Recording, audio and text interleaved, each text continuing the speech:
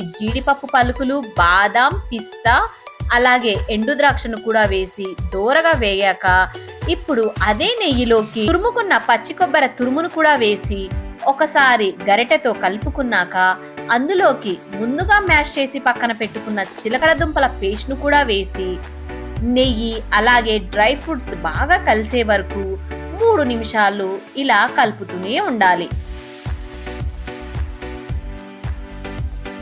అందులోకే 1 cup బెల్లం పొడిని కూడా వేసి మధ్య మధ్యలో నెయ్యి కూడా వేస్తూ బెల్లం, నెయ్యి, డ్రై ఫ్రూట్స్ బాగా కలిసే వరకు ఇలా 2 నిమిషాల వరకు కలుపుతూనే ఉండాలి.